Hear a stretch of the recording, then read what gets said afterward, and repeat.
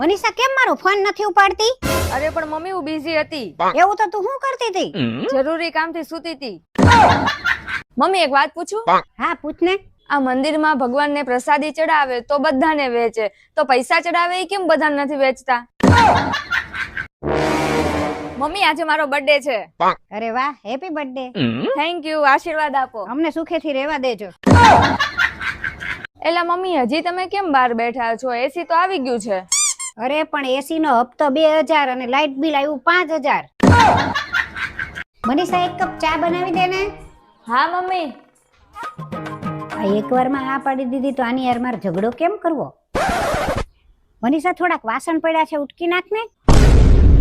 હા મમ્મી. આને શું થઈ ગયું? અરે દેવા, હવે તો ટીવી જોવે છે. હવે એને કામ કહું ને એટલે નક્કી ઝઘડો કરશે. ઓ નો. મનીષા મારો ડ્રેસ ને ઇસ્ત્રી કરી દે ને. હા લાવો. આ હું હવારથી તારી પાસે કામ કરાવું છું, તને ગુસ્સો નથી આવતો? આવે છે ને. તો ગુસ્સો આવે તો શું કરે છે તું? ટોયલેટ સાફ કરું છું. ટોયલેટ સાફ કરવાથી તારો ગુસ્સો શાંત થઈ જાય છે? હા શાંત થઈ જાય છે. ઈ કેવી રીતે? તમારા બ્રશથી જ સાફ કરું છું. મનીષા તને ખબર છે લગન પહેલા મારો છોકરો કેટલા જુદા જુદા અવાજ કાઢતો હતો? હે મમ્મી હજી કાઢે છે? ના રે ના, જ્યારથી તારી યાર લગન થયા ત્યારથી તો એની બોલતી જ બંધ થઈ ગઈ.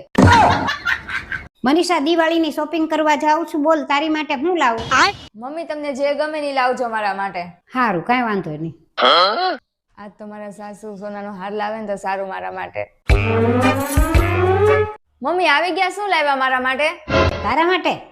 હા વેણી. મારો બર્થડે આવે છે એ તો તમને યાદ છે ને? હા યાદ જ હોય ને. તો મને ગિફ્ટ શું આપશો? તું બોલ ને, તારે શું જોવે છે ગિફ્ટમાં? મને એવી વસ્તુ આપો જે મારી પાસે ન હોય. હવે મગજ ક્યાંથી લાવું? શું કીધું? આ દંડો ખેંચીને મારું?